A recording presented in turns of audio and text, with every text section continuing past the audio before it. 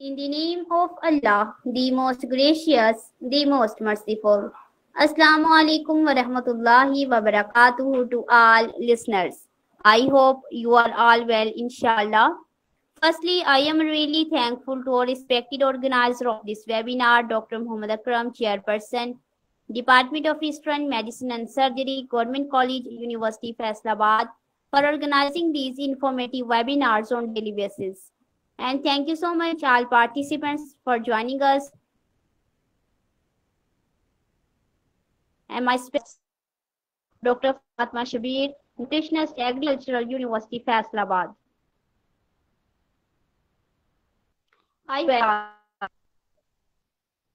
है कोली खुदा कौले मोहम्मद फरमान न बदला जाएगा, बदलेगा जमाना लाख मगर कुरान न बदला जाएगा। कुरान में हो गोताए जन ए मर्दे मुसलमान, अल्लाह करे तुझको अता जिद्दत करदार। Now, recitation of Holy Quran. أعوذ بالله من الشيطان الرجيم. بسم الله الرحمن الرحيم.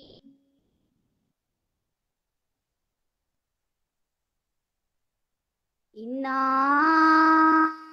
أعطيناك الكوثر فصل لربك وانحر इन्ना शानियका हुवल अब्तर। सदक़ल्लाहुल अज़ीम। मैं पनाह मांगती हूँ अल्लाह की शैतान मरदूद से। शुरू करती हूँ अल्लाह के नाम से जो बड़ा मेहरबान नहायत रहम फरमाने वाला है। बेशक हमने ए नबी सल्लल्लाहु अलैहि वसल्लम तुमको कौसर अता फरमाई, सो नमाज पढ़ा करो अपने रब के आगे और कुर्बानी किया करो, बेशक तुम्हारा दुश्मन वही बेनामो निशान रहेगा। जज़ाकल्लाह। Now beautiful words in the praise of Prophet Muhammad, peace be upon him, कि मोहम्मद से वफा तूने तो हम तेरे हैं, कि मोहम्मद से वफा तूने तो हम तेरे हैं, ये जहां चीज है क्या लोहो कलम तेरे हैं। Now I would like to invite our respected guest speaker, Dr. Fatma Shabir, nutritionist, Agricultural University, Faisalabad. Thank you so much, Dr. Fatma Shabir, for joining us, for your precious time you have given us. Please start and share your precious knowledge about important topic and firstly introduce your topic for today's webinar. Dr. Fatma. Assalamu alaikum. Bismillahirrahmanirrahim. My name is Fatma Shabir. I am a nutritionist from University of Agriculture, Faisalabad. तो basically जो आज का जो हमारा topic है वो हम बात करेंगे जो मेटाबॉलिक डिसऑर्डर्स होते हैं, मींस के जो न्यू बॉर्न जो बेबी होते हैं, मतलब कि जब पैदा होते हैं बेबी, तो उनके कुछ बच्चों के अंदर क्या होता है कि जेनेटिकली तौर पे क्या होता है कि कुछ एंजाइम जो है वो उनकी डेफिशिएंसी हो जाती है। अगर पेरेंट्स को डिजीज है तो आगे से वो बच्चों के अंदर जो है वो बच्चों को भी वो डिजीज होती है। तो मेटाबॉलिक डिसऑर्डर के अकॉर्डिंग अगर हम बात करें तो होता ये है कि अगर बच्चे की जीन के अंदर कोई डिफेक्ट आ गया है या कोई बच्चे की जीन के अंदर म्यूटेशन हो गई है, तो उसकी वजह से क्या होता है कि जब जीन के अंदर डिफेक्ट आया, म्यूटेशन होगी, तो उसकी वजह से क्या जाएगा कि जी वो कुछ एंजाइम जो है उनकी प्रोडक्शन नहीं होती बॉडी के अंदर। तो बच्चा जो है वो जब वो उससे रिलेटेड डाइट लेगा तो जब एंजाइम प्रोड्यूस नहीं होंगे तो वो डाइजेस्ट नहीं होगी, तो बच्चे को वो प्रॉब्लम होगा। आगे से उससे काफ़ी सारे जो है वो इश्यूज फेस करना पड़ सकते हैं, कॉम्प्लिकेशंस हो सकती हैं। तो ये डिफरेंट मेटाबॉलिक जो है वो डिसऑर्डर्स होते हैं, कार्बोहाइड्रेट मेटाबॉलिज्म से रिलेटेड भी होते हैं, इस तरह प्रोटीन से रिलेटेड भी होते हैं, और वो जो फैट है उससे रिलेटेड भी मेटाबॉलिक डिसऑर्डर हो सकते हैं अगर बच्चे के जीन के अंदर कोई डिफेक्ट आ गया है, म्यूटेशन आ गया है। अगर पीछे पेरेंट्स को है या मदर है या फादर में से किसी एक को है तो तब भी हो सकती है, अगर दोनों है तो तब भी बच्चे के अंदर इस तरह हो सकती है डिजीज। तो इस तरह काफी सारे इन्वायरमेंटल फैक्टर्स की वजह से भी हो सकता है। ठीक है, तो बेसिकली जो आज मैं बताऊंगी, मेरा जो आज का पॉइंट है मैं बताऊंगी जो प्रोटीन डिसऑर्डर्स होते हैं, मींस के अमाइनो एसिड जो डिसऑर्डर है उसके अकॉर्डिंग बताऊंगी। तो बेसिकली अगर हम बात करें तो अमाइनो एसिड जो है, जब हम प्रोटीन डाइट के अंदर लेते हैं, दो तरह की होती है अमाइनो एसिड होते हैं। एक होते हैं एसेंशियल अमाइनो एसिड और एक होते हैं non essential amino acid. Different आगे से आ जाते हैं। जैसे लाइक अगर हम बात करें तो इसमें ट्रिप्टोफैन है, मेथियोनिन है, विलीन है, सिराइन है, आइसोफ्लेवोन है, ठीक है। तो इस तरह जो है वो डिफरेंट अमाइनो एसिड जो है वो होते हैं। तो आज का जो मेरा टॉपिक है मैं बात करूंगी अमाइनो एसिड कौन सा, फिनाइल एलानिन अमाइनो एसिड की। जब जो है वो बच्चों के अंदर जो है वो एंजाइम की डेफिशिएंसी हो जाती है, जीन के अंदर डिफेक्ट होता है, तो उस वजह से क्या होता है कि बच्चा जब वो वाली डाइट लेता है जिसके अंदर ये वो वाली प्रोटीन डाइट लेता है जिसके अंदर फिनाइल एलानिन जो है वो अमाइनो एसिड जो है वो आगे से बनता है, तो जब वो उसको क्या करेगी, डाइजेस्ट नहीं होगी, एंजाइम डेफिशिएंट होगा। तो बेसिकली जो अमाइनो एसिड डिसऑर्डर में हमने बात करनी है, डिजीज का नाम है फिनाइल कीटोन्यूरिया, ठीक है। तो अमाइनो एसिड जो डिसऑर्डर होते हैं वो उसमें होता क्या है कि वो एक अमाइनो एसिड भी डेफिशिएंट, वो एंजाइम भी डेफिशिएंट हो सकता है जो कि मतलब कि किसी एक अमाइनो एसिड को परफेक्ट करे। या ये भी हो सकता है कि सम टाइम एक से ज्यादा अगर जीन के अंदर डिफेक्ट आता है तो ये भी हो सकता है कि एक से ज्यादा जो है वो अमाइनो एसिड भी से उस अमाइनो एसिड से रिलेटेड अगर बंदा कोई डाइट लेता है, प्रोटीन डाइट लेता है, तो वो भी उससे भी इश्यू हो सकता है। तो उसको हम कहते हैं मल्टीपल अमाइनो एसिड डिसऑर्डर, ठीक है। तो आज का जैसे कि मेरा टॉपिक है फिनाइल कीटोन्यूरिया। इन जिन बच्चों को ये डिजीज होती है, इन बच्चों के अंदर बेसिकली होता क्या है कि जीन के अंदर डिफेक्ट है या म्यूटेशन है। म्यूटेशन होने के बाद क्या हुआ कि वो जीन की वजह से क्या होता है कि एंजाइम की प्रोडक्शन नहीं हुई। एंजाइम की जब प्रोडक्शन नहीं होगी तो बच्चा जब वो प्रोटीन डाइट लेता है, वो वाली प्रोटीन जब उसके आगे से ब्रेकडाउन होती है वो फिनाइल एलानिन के अंदर कन्वर्ट होती है बॉडी के अंदर अमाइनो एसिड में, तो वो क्या होता है कि वो डाइजेस्ट नहीं होती। तो ये जो होता है ये मोस्टली जो है ये वैसे तो ये रेयर होती है, ठीक है, इतनी ज्यादा कॉमन नहीं है। ये 1 लाख में से किसी एक बच्चे को जो है ये हो सकती है, ठीक है। ये डिजीज किसी मतलब कि इतने ज्यादा 1 लाख में से बर्थ में से ना किसी एक बच्चे को हो सकती है, ठीक है। तो ये रेयर होती है, ठीक है। इस तरह अगर हम बात करें तो और भी काफी सारे माइनस डिसऑर्डर हो सकते हैं रिलेटेड। लाइक हम बात करें होमोसिस्टिन्यूरिया है, इस तरह जो है आइसोवेलेरिक एसिडेमिया है, ठीक है। तो ये कुछ अमाइनो एसिड डिसऑर्डर्स हैं।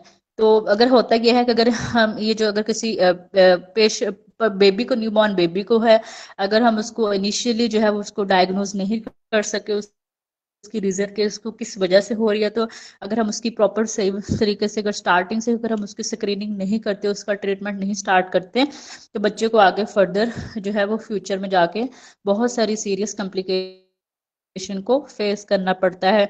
इवन के बच्चे का जो है आईक्यू लेवल जो है वो बहुत सारा डाउन हो जाता है, इवन के डेथ होने के भी चांसेस हो सकते हैं।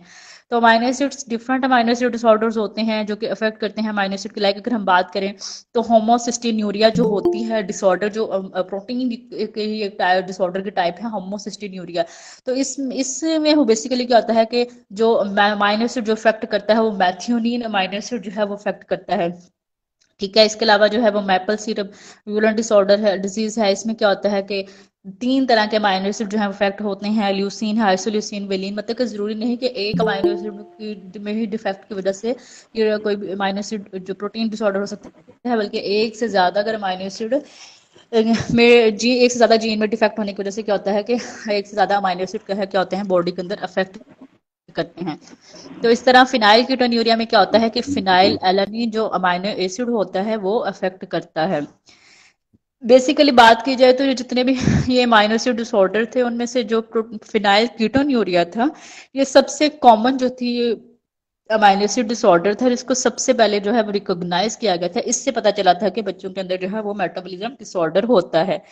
बेसिकली इसमें होता क्या है, इस फिनाइल कीटोन्यूरिया जो डिसऑर्डर है, इसमें होता ये है कि वो एक जीन कोडिंग, जब जीन कोडिंग हुई, ठीक है, एंजाइम की, तो उसके रिजल्ट में जब म्यूटेशन हुई, म्यूटेशन होने के साथ क्या हुआ कि जी ये जो फिनाइल एलानिन हाइड्रोक्सीलेज जो एंजाइम होता है, इसके अंदर डिफेक्ट आता है। जीन में म्यूटेशन की वजह से क्या आता है कि जो फिनाइल एलानिन हाइड्रोक्सीलेज एंजाइम होगा।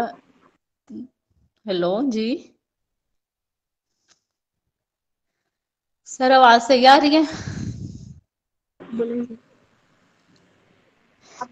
ओके। जी जी।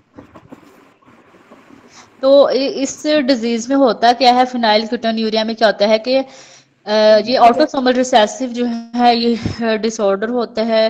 पेरेंट्स से आगे से बच्चों में ये डिजीज होती है, मींस के हेरिडिटी होती है। अगर पीछे पीछे जो है वो किसी दादा नानी वगैरह को है तो इस तरह, तो आगे से वो जो है वो बच्चों में ट्रांसफर होती है ये डिजीज, ठीक है। लेकिन ये बहुत रेयर होती है, इतनी कॉमन नहीं होती, ठीक है।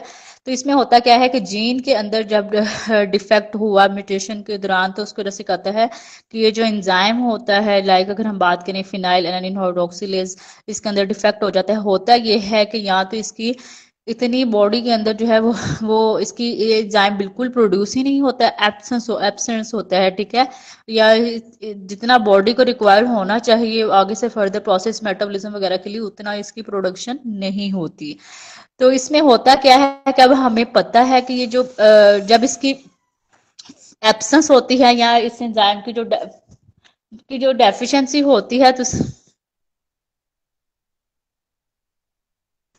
अब होता क्या है किसमें के जब इस एंजाइम मतलब कि वो इस अमीनो एसिड के अंदर डिफेक्ट आता है जीन की वजह से, तो होता क्या है कि फिनाइल एलानिन हाइड्रोक्सिलेज एंजाइम जब प्रोड्यूस नहीं होगा, जब फिनाइल एलानिन जीन के अंदर डिफेक्ट हुआ, फिनाइल एलानिन हाइड्रोक्सिलेज एंजाइम नहीं प्रोड्यूस होगा। जब ये एंजाइम नहीं प्रोड्यूस होगा, तो जब वो बच्चा जो है वो प्रोटीन डाइट लेगा जिसके अंदर फिनाइल एलानिन अमीनो एसिड होगा, तो वो उसकी वजह से क्या हो जाएगा, वो डाइजेस्ट वगैरह नहीं होगी इसकी प्रॉपरली प्रोटीन।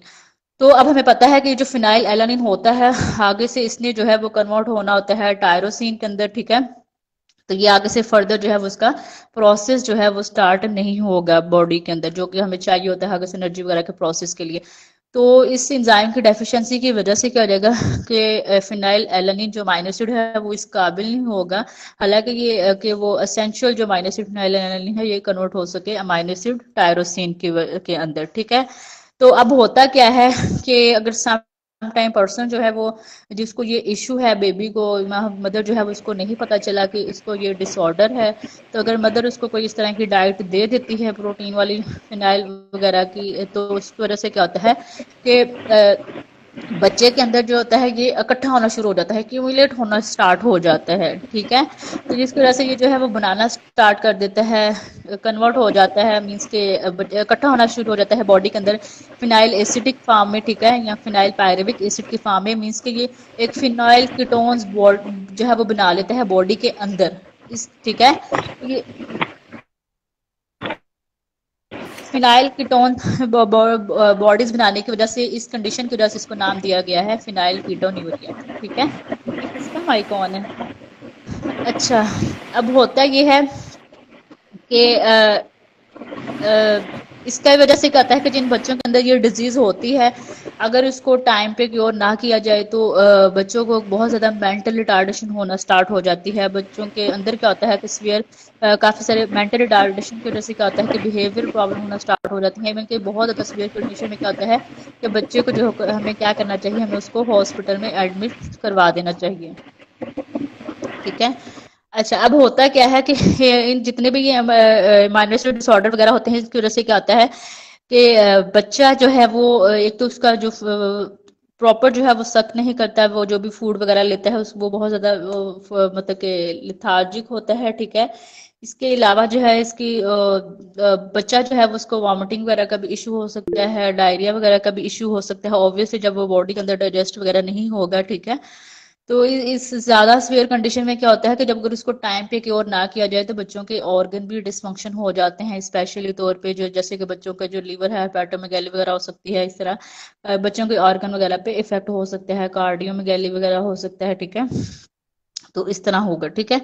इसके अलावा अगर हम बात करें तो यहाँ पे क्या आता है कि टैक्सिया भी हो सकता है। टैक्सिया मतलब कि बच्चों के जो नर्वस टिश्यू जो है वो डिजनरेट होना स्टार्ट हो जाते हैं। अब होता क्या है कि इस कंडीशन में अगर इसको टाइम पे क्योर ना किया जाए तो स्पेशली जो है बच्चों को ब्रेन का जो है वो, अब हमें पता है कि प्रोटीन जो है वो हमें वैसे तो बॉडी के लिए जरूरी है, ठीक है, लेकिन अगर वो इस तरह के प्रोटीन लेंगे जो कि डाइजेस्ट ही नहीं हो रही, ठीक है, बल्कि उनकी जो है हेल्थ पे इफेक्ट वगैरह करेगी, तो इसकी वजह से कहा जाएगा बच्चों की जो है वो न्यूरोलॉजिकल एबनॉर्मेलिटीज हो सकती हैं, बच्चों के जो है वो स्किन के इश्यू जो है वो हो सकता है। मोस्टली ये जो बच्चे होते हैं जिनको ये डिजीज होती है फिनाइल कीटोन्यूरिया की, उनकी जो यूरिन से जो है वो स्मेल आती है, ठीक है। स्मेल जो है वो क्यों आती है, क्योंकि वो जो बॉडी के अंदर जो है फिनाइल कीटोन्स जो बॉडीज इकट्ठी हुई होती हैं, एक्यूमुलेट हुई होती हैं, इस वजह से ये होता है। और इन बच्चों के अंदर क्या होता है कि जी अब इन बच्चों का जो है वो कलर जो है वो बाकी बच्चों से ज्यादा फेयर होता है, क्योंकि हमें पता है कि फिनाइल जो होता है, फिनाइल एलानिन में कन्वर्ट होना होता है टायरोसिनेज एंजाइम, टायरोसिनेज में, ठीक है। जब टायरोसिनेज ने आगे से कन्वर्ट होना होता है मेलानिन में पिगमेंटेशन वगैरह के लिए, तो अब इन बच्चों के अंदर जो है वो क्या आता है कि फिनाइल एलानिन नहीं बनेगा। जब वो नहीं, उसकी वो ऑब्वियसली वो उनको उनके अंदर ये एंजाइम डेफिशिएंट होता है, वो आगे से टायरोसिन में नहीं कन्वर्ट होता, तो आगे से मेलानिन जो है वो नहीं बनता, ठीक है, जो कि जरूर पिगमेंटेशन वगैरह में इन्वॉल्व होता है। तो ये बच्चों का कलर थोड़ा जो होता है, जिनको ये डिजीज होते हैं उनका कलर फेयर होता है। अब होता क्या है कि जब बहुत ज्यादा फिनाइल कीटोन बॉडीज बॉडी के अंदर जो है वो इकट्ठी होने की वजह से क्या होता है कि ये बहुत ज्यादा टॉक्सिक होती हैं, ब्रेन पे इफेक्ट कर सकती हैं बच्चे की। इवन कि वो जो नर्वस सिस्टम की जो मिथाइलेशन वगैरह हुई होती है उसको डी में मेलिनेशन कर देता है बच्चे जो है वो, बच्चों को जो इसके रिजल्ट भी कहता है कि कॉग्निटिव इम्पेयरमेंट हो सकते हैं। इस तरह क्या होता है कि हमें पता है कि जितने भी हमारे हॉर्मोन्स वगैरह होते हैं वो प्रोटीन इन नेचर होते हैं। तो ऑब्वियसली प्रोटीन जो है वो कुछ जो है वो एसेंशियल होती हैं, जो हर प्रोटीन का जो है वो जितने भी अमीनो एसिड अपना स्पेसिफिक जो है वो वर्क परफॉर्म करते होते हैं, ठीक है। लाइक मेथियोनिन वगैरह, जो भी ल्यूसीन आइसोल्यूसिन वगैरह। तो इसकी वजह से क्या होता है कि इस एंजाइम की डेफिशिएंसी की वजह से क्या होता है, फिनाइलएलानिन हाइड्रोक्सिलेज एंजाइम की डेफिशिएंसी होती है, फिनाइलएलानिन जो अमीनो एसिड जो है उसकी डाइजेशन वगैरह ना नहीं होती, तो उसकी वजह से क्या होता है कि ये जो सेरोटोनिन हार्मोन होते हैं उसकी भी जो वो भी कम हो जाता है। एपिनेफ्रिन और एपिनेफ्रिन डोपामिन हार्मोन जो होता है वो भी इसके अंदर बहुत ज्यादा कम हो जाता है। इनकी सिंथेसिस ज्यादा नहीं होती, क्योंकि वो फिनाइल जो होते हैं कीटोन बॉडीज वो इकट्ठी हुई होती हैं, ठीक है, जो कि इनहिबिट कर देते हैं उन एंजाइम को जो कि हमारे न्यूरोट्रांसमीटर के लिए जरूरी होते हैं, ठीक है। अच्छा, अब इसके अलावा जो है वो अगर हम बात करें, तो अब हम इसमें जो होता है इसकी न्यूट्रिशन इंटरवेंशन के अकॉर्डिंग अगर हम बात करें, तो इसमें जो है वो हमने वो वाले अमीनो एसिड जो कि जिनके अंदर फिनाइल एलानिन है, वो वाली प्रोटीन जो कि आगे से फिनाइल जिसके अंदर फिनाइल एलानिन अमीनो एसिड, हमने उसको क्या करना होता है, हमने उसको रिस्ट्रिक्ट कर देना है बच्चे की डाइट से। हमने उसके सोर्सेज को पूरा करना है, सिंथेटिक फार्मूला वगैरह से हम कर सकते हैं। मार्केट में काफी सारे इससे रिलेटेड जो है वो मिल्क आगे हुए हैं, ठीक है, जिनके अंदर जो है फिनाइलएलानिन प्रोटीन ये जो होता है अमीनो एसिड वो प्रेजेंट नहीं होता।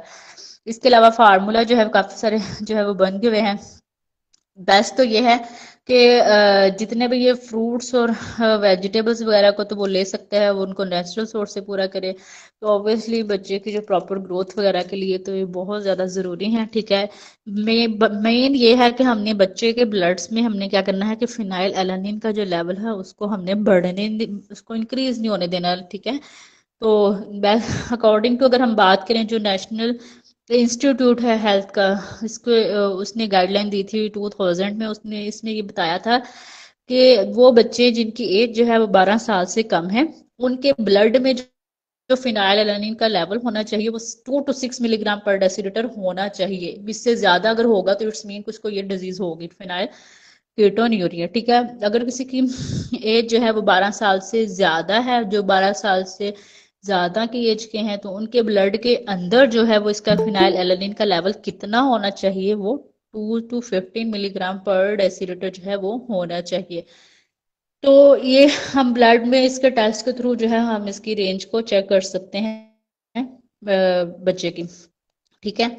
इसके अलावा जो है हमने जो बेबी है जिसको भी ये डिजीज है, हमने उसकी प्रॉपर कैलकुलेशन करनी है, हमने उसका प्रॉपर ADMR वगैरह निकालना है, जो भी उसके एडजस्टमेंट, हमने जो भी कितनी माइक्रो न्यूट्रन वगैरह रिक्वायरमेंट है हमने उसको देखना है, ठीक है। तो उसके अकॉर्डिंग जो है वो हमने देखना है कि बच्चे को जो है वो कितनी अमाइनो एसिड जो है उसको डेली रूटीन में रिक्वायर्ड है, ठीक है। फिर हम जितनी अमाइनो एसिड डेली रूटीन में रिक्वायर्ड है, फिर हम उसमें देखेंगे कि उसमें से जो जो अमाइनो एसिड रिक्वायर्ड होगा उसमें से हमने जो है ये वाली जो फिनाइलएलानिन वाली है हम उसको अवॉइड करवाएंगे। बेस्ट तो ये है कि बच्चे को जो हमने फार्मूला मिल्क वगैरह अगर हमने देना है, तो हम उसको प्रोटीन वाला जो है वो फार्मूला मिल्क वगैरह ना दें, हम उसको वो वाला फार्मूला मिल्क जो है वो दें जिसको जो जैसे मार्केट में जो है वो अब आगे हुए हैं, ठीक है। तो तो उसमें हम वो वाला फार्मूला मिल्क दें जो कि माइक्रोन्यूट्रिएंट्स रिच वगैरह हो, ठीक है। और कार्बोहाइड्रेट और फैट्स वगैरह का जो हमने उसका पोर्शन अगर हमने कंप्लीट करना है तो बेस्ट हम जो है प्रोटीन का जो सोर्स है वो हम उसका जो है वो ये जो अब जो है फिनाइल एलानिन फ्री जो माइनोसिड वगैरह जो है या मिल्क वगैरह जो है मार्केट में आ गए हुए हैं, प्रोटीन का पोर्शन हम उसका उससे पूरा करें जो अमाइनो एसिड फ्री वगैरह हो, ठीक है। जैसे तो लेकिन जो कार्बोहाइड्रेट और फैट की इसकी रिक्वायरमेंट है वो तो नहीं हम उससे पूरा करेंगे, वो तो हमें चाहिए कि हम उसका नेचुरल सोर्सेज से ही पूरा करें। जो हम आम रूटीन में हम जो डाइट लेते हैं, ऑब्वियसली कार्ब में कितना कुछ आ जाता है, सीरियल्स हैं, ठीक है, ओट्स हैं, बार्ले हैं, ठीक है, इसके अलावा जो भी है जो भी गंदम शंदम ज्वार बाजरा वगैरह ये सब से हम इसको कार्बोहाइड्रेट में राइस वगैरह हर चीज़ जो है वो हम इसको दे सकते हैं। इसके अलावा अगर फैट के अकॉर्डिंग अकॉर्डिंग हम बात करें, जितनी भी फैट है, फैट से रिलेटेड जितने प्रोडक्ट्स हैं वो हम इसको देंगे, ठीक है।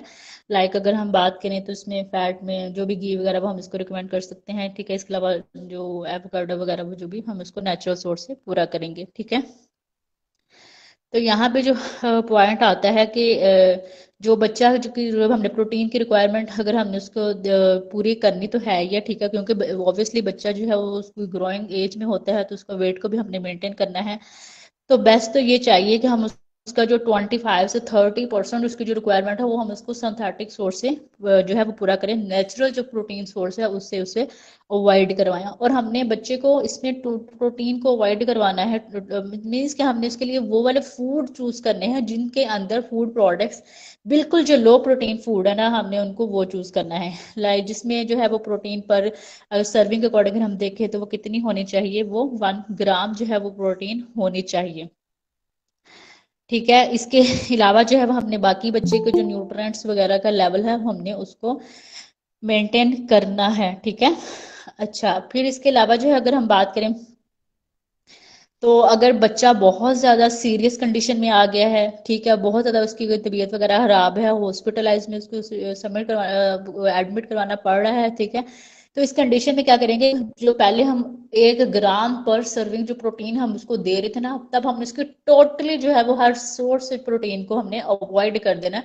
उसको बच्चे को जब बहुत ज़्यादा क्रिटिकल कंडीशन में आ जाएगा हमने उसको कोई प्रोटीन का सोर्स नहीं देना, ठीक है।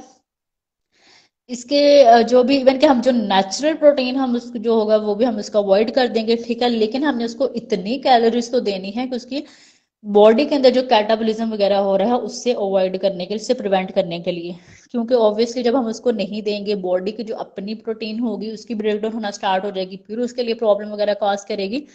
लेकिन हम उसको उसकी जो जितनी उसकी बॉडी की रिक्वायरमेंट होगी उसको इतनी कैलोरीज देनी है कि उसका इसकी जो कैटाबॉलिज्म वगैरह है उससे अवॉइड किया जाए, प्रिवेंट किया जाए। मीन्स कि उसको जो है हम नाजोगैस्ट्रिक फीडिंग वगैरह दे सकते हैं, हम उसको पेरेंटल न्यूट्रिशन दे सकते हैं। नाजोगैस्ट्रिक मीन्स के नोज और स्टमक से जो है वो हम उसको ट्यूब के थ्रू जो है हम उसको फीड करवा सकते हैं। इंट्रावेनस हाइड्रेशन वगैरह जो है वो दे सकते हैं, ठीक है। तो ताकि उस बच्चे का जो है वो ग्लूकोज का लेवल जो है वो डाउन ना हो, ठीक है। तो इसके अलावा जो है हमने बच्चे का फ्लूइड जो है वो रिक्वायरमेंट उसकी पूरी करनी है, उसको जो है वो हम जो है वो फ्लूइड वगैरह देते रहें, ठीक है, क्योंकि ताकि उसकी बॉडी से जो मेटाबोलाइट्स जो एक्यूमुलेट हुए हैं, टॉक्सिन वगैरह वो बॉडी से बाहर निकलें, ठीक है। अच्छा, और वो जो हमने मेटाबॉलिक जो बच्चे को फार्मूला देना स्टार्ट करना है वो भी हमने वो उसमें भी उसकी हमने जरूर चेक करना है हर चीज, क्योंकि उसके अंदर जो है वो अमाइनो एसिड नहीं होने चाहिए, ठीक है। फिर बाद में हमने क्या करना है कि हमने जो है वो टाइम टू टाइम जो है वो बच्चे की ग्रोथ को चेक करना है, ठीक है। और हमने उसका जो देखना है कि उसके ब्लड के अंदर जो है वो इसका लेवल तो नहीं ज्यादा इंक्रीज हो रहा है फिनाइलएलनिन का। ऑब्वियसली इसके ड्यूरिंग ग्रोथ जो है वो बहुत सारे जो है वो मिनरल्स जो है वो चाहिए होते हैं बच्चों को, ठीक है, उनकी प्रॉपर ग्रोथ वगैरह के लिए। बच्चे का हमने आयरन का स्टेटस लाजमी चेक करना है, एनीमिया की तरफ तो नहीं जा रहा, ठीक है, क्योंकि ऑब्वियसली जब ट्रेस मिनरल्स वगैरह की डेफिशिएंसी की वजह से क्या होता है कि बच्चे को ये काफ़ी सारे चीज़ों को फेस करना पड़ता है, बच्चे की प्रॉपर ग्रोथ नहीं होगी। इसके अलावा जो है उसको न्यूरोपैथी वगैरह का इशू भी हो सकता है। इसके अलावा जो है हमने जो मेन बच्चों के जो मिनरल्स वगैरह को मेंटेन करना है। जिंक का बड़ा इंपॉर्टेंट रोल है, जिंक को हम इसका टेस्ट करवाएंगे क्योंकि ऑब्वियसली वो इम्यूनिटी में उसका बड़ा इंपॉर्टेंट रोल है। इसके अलावा जो है बच्चे ऑब्वियसली हम इसका प्रोटीन का सोर्स बिल्कुल कम कर देंगे, लाइक मिल्क वगैरह भी। तो हम इसको जो फ्री होगा फिनाइल में माइनस फ्री वगैरह मिल्क जैसे होते हैं मार्केट में डिब्बे वाला, हम वो देंगे। तो हमने बच्चे का ये कैल्शियम का सोर्स भी कैल्शियम स्टेटस भी उसको टाइम टू टाइम जो है वो हमने चेक करना है। इसके अलावा जो है हम बात करते हैं बच्चे का, हमें सीबीसी वगैरह चेक करना है, ऑब्वियसली एल्ब्यूमिन। इसके अलावा जो है हमने इसको फिनाइलएलानिन के लिए हम और भी काफी सारे टेस्ट करवा सकते हैं, ठीक है। एक तो हमने बात की थी कि ब्लड टेस्ट से हम कर सकते हैं फिनाइलएलानिन के स्टेटस को चेक। इसके अलावा जो है हम एल्ब्यूमिन टेस्ट भी करवा सकते हैं जो कि प्रोटीन है इन नेचर है, ठीक है। इसके अलावा टोटल प्रोटीन का टेस्ट करवाया जा सकता है। ट्रांस थायराइटिन जो है ये इसका टेस्ट जो है वो करवाया जा सकता है। अब इसमें होता क्या है कि जी ऑब्वियसली जब हम बच्चों की ये जो है वो ऑब्वियसली जो मेन डाइट प्रोटीन सोर्स है उसको अवॉइड कर रहे हैं, मिल्क वगैरह को भी इसमें तो नेचुरल जो सोर्सेज है तो ऑब्वियसली वो कैल्शियम रिच है। तो हमने बच्चे का जो इसकी वजह से बोन मिनरल स्टेटस जो है वो उस पर इफेक्ट हो सकता है मिनरल की डेफिशिएंसी की वजह से। तो हमने बच्चे की जो बोन जो है वो इस सिचुएशन में जो है वो वीक होना स्टार्ट हो जाती है, तो हमने इस चीज़ को नोट करना है। लेकिन इसके अलावा जो है पेरेंट्स को भी चाहिए कि वो जो है वो इस चीज़ पे फोकस करे कि जिन चीज़ों से बच्चों को अवॉइड किया गया है वो चीज़ें जो है वो बच्चों के सामने ना लें, खुद ना खाएं, ठीक है। ऑब्वियसली बच्चों का भी दिल करेगा खाने का, तो बच्चे पेरेंट्स को भी जो है वो डाइटरी गाइडलाइंस वगैरह का बहुत ज़्यादा ख्याल रखना चाहिए। जब भी कोई फूड वगैरह इनके लिए परचेज करें उनकी लेबलिंग वगैरह को लाजमी जो है वो चेक करें, ठीक है। और यहाँ पे ये आता है कि पेरेंट्स को क्या करना चाहिए, ज़्यादा जो है वो इसमें बच्चों को जो है वो फूड पे जो है, जब ऑब्वियसली मदर जो है वो बहुत ज़्यादा वो क्या हो जाती हैं इस कंडीशन, जब बच्चा बहुत ज़्यादा सीरियस कंडीशन में होता है परेशान हो जाते हैं कि वो कहते हैं कि बच्चे को हर चीज़ से अवॉइड कराना स्टार्ट कर देते हैं। इवन के जो चीज़ें उनके लिए ज़रूरी होती हैं जो उन्होंने लेना होता है वो उससे भी अवॉइड करवाना स्टार्ट कर देती हैं। तो इतने के हर चीज़ बंद कर दें, लेकिन ऐसा नहीं करना चाहिए। जो चीज़ बच्चे को चाहिए वो उसको दे, ठीक है, जिससे अवॉइड किया जाए सिर्फ उससे अवॉइड किया जाए। इस तरह क्या होता है कि बच्चे का जो है जब वो बच्चे को बिल्कुल भी कुछ नहीं देंगे, इस तरह उसकी बॉडी के अंदर जो है वो कैटाबॉलिज्म जो है वो इंक्रीज हो जाएगा और इस वजह से जो है वो एनोरेक्सिया भी हो सकता है, ठीक है। तो इसके अलावा अगर हम बच्चे की अगर हम डाइट के फ्रूट के अकॉर्डिंग हम बात करें तो बनाना वगैरह जो है वो हम इसमें दे सकते हैं, ठीक है।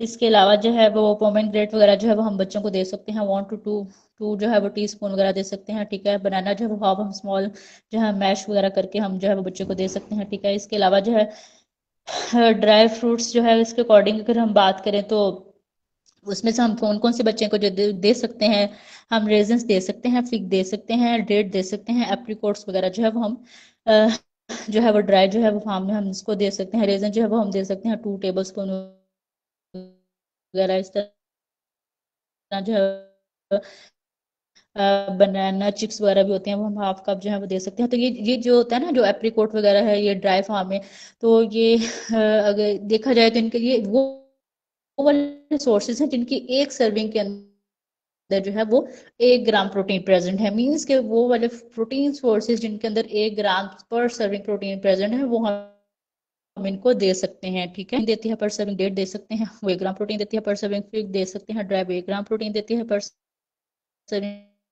इस तरह मिक्स्ड फ्रूट्स भी हम दे सकते हैं। इसके अलावा रेजिन देती है। इसके अलावा जो है हम इनको जो है वो पीस दे सकते हैं, स्वीट कॉर्न दे सकते हैं, ब्रोकली दे सकते हैं, कॉलीफ्लावर दे सकते हैं, पंपकिन दे सकते हैं, स्पिनिच दे सकते हैं, एवोकाडो दे सकते हैं, ठीक है। इसके अलावा जो है अगर हम बात करें तो यहाँ पे जो सोर्स आता है कि अगर हम जो एस्पेरेगस वगैरह है, एवोकाडो है, ये वो वाली सब्जियां हैं, अगर ये दें तो ये जो है इनके अंदर प्रोटीन तो होगी लेकिन बहुत कम होगी, मीन्स के लेस देन 1 ग्राम होगी, ठीक है। तो इसके अलावा जो है ब्रोकली, कॉलीफ्लावर, कॉर्न, ठीक है। इसके अलावा जो है मशरूम वगैरह जो है वो थोड़ा सा उसके अंदर जो है वो ज्यादा होता है, 1.5 होता है पर सर्विंग के लिहाज से अगर हम बात करें, ठीक है। इसके अलावा जो है आटा के अकॉर्डिंग अगर हम बात करें तो जितने भी ये व्हीट सोर्सेज होते हैं उनके अंदर थोड़ी प्रोटीन जो पर सर्विंग के लिहाज से देखा जाए तो ज्यादा होती है। लाइक अगर हम बात करें तो बार्ले के अंदर जो है वो अगर एक सर्विंग के लिहाज से प्रोटीन जो है वो 3 ग्राम होती है, अगर हम उसकी एक सर्विंग लेते हैं तो ये थोड़ी सी ज़्यादा है, ठीक है। इसके अलावा कोकोनट के अंदर ज़्यादा होती है, अगर आप हाफ कप लेते हैं तो उसके अंदर 2.5 होगी, ठीक है। इसके इसी तरह जो है वो जो पास्ता वगैरह है, जो वाइट वगैरह जितने भी हैं उनसे अवॉइड करना चाहिए, ठीक है। इस तरह जो है वो जो किनवा है, ठीक है, पोटैटो फ्लोर जो है वो सही है, उसमें 1 ग्राम प्रोटीन जो है पर सर्विंग होती है, ठीक है। इसके अलावा जो है वो अगर हम बात करें, ब्राउन राइस जो है वो बेस्ट है as compare to white rice, ठीक है। वाइट राइस के अंदर थोड़ा सा जो है वो ज़्यादा होता है, ठीक है। इस तरह व्हीट ब्रान अगर आप देते हैं तो वो उसके अंदर सही है, वो 1 ग्राम प्रोटीन जो है वो जो है वो पर सर्विंग होती है, ठीक है। इसके अलावा अगर हम बात करें, जो जितने भी ये पीनट बटर वगैरह हैं इनसे बच्चों को अवॉइड किया जाए, ठीक है। ये जितने भी आलमंड बटर वगैरह होते हैं जिसके के मार्केट में आजकल अवेलेबल हैं, ये बहुत ज़्यादा प्रोटीन सोर्सेज होते हैं। इनकी एक सर्विंग से 7.5 ग्राम जो है वो प्रोटीन मिलती है, 1 टेबल स्पून अगर लिया जाए तो ये बहुत ज़्यादा है, इसे अवॉइड करवाना चाहिए। जितने भी ये सोया सॉस वगैरह हैं उससे क्या करना चाहिए, बच्चों को जो है वो अवॉइड करवाना चाहिए, ठीक है। इस तरह अगर हम बात करें तो जितनी भी ये फैट के क्रीम्स वगैरह हैं तो वो ले सकते हैं, ठीक है। वो 1 ग्राम जो है वो पर सर्विंग जो है वो देता है, ठीक है। इसके अलावा अगर फ्रूट जूसेस बच्चे लेते हैं तो वो 1 ग्राम होगी, ठीक है, ये बच्चे जो है वो ले सकते हैं। इसके अलावा अल्कोहल वगैरह से अवॉइड कराना चाहिए, ठीक है। इसके अलावा जो है बीफ वगैरह से जो है वो अवॉइड करवाना चाहिए, ठीक है। इसके अलावा जितनी भी ये मफन वगैरह हैं, ठीक है, वो उसके अंदर जैसे कंडा वगैरह जो है ऐड किया होता है तो उससे जो है वो अवॉइड करवाना चाहिए, ठीक है। और इसके अलावा अगर हम बात करें तो ये जितनी भी ये बीन्स होती हैं, ठीक है, उनके अगर हम हाफ कप अगर सर्विंग लेते हैं तो उससे 7.5 ग्राम जो है वो पर सर्विंग आपको प्रोटीन मिलती है, तो ये भी बच्चों में आपने क्या करनी है, अवॉइड करवानी है। इस तरह लेंटिल्स वगैरह हैं वो भी आपको 5 ग्राम जो है पर सर्विंग देता है, ठीक है। इसके अलावा चिकपीस है वो आपको 3 ग्राम देते हैं पर सर्विंग में, ठीक है। तो ये आपने जो है वो इसमें अवॉइड कराना है। आलमंड जो है वो भी उसके अंदर भी प्रोटीन ज़्यादा होती है, जितने भी ये नट्स वगैरह हैं तो वो भी आपने अवॉइड करवाना है। अगर सीड्स के अकॉर्डिंग बात की जाए तो सीड्स में जो है वो थोड़ी सी कम प्रोटीन होती है, ठीक है।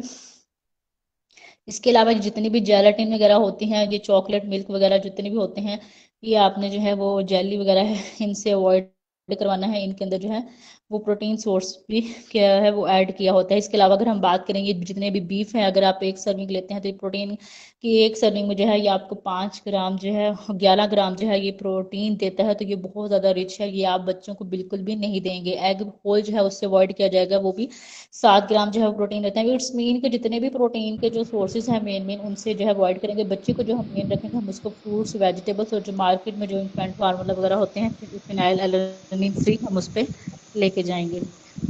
Okay, thank you. आज का लेक्चर इतना ही था। Thank you so much doctor Fatima Shabir,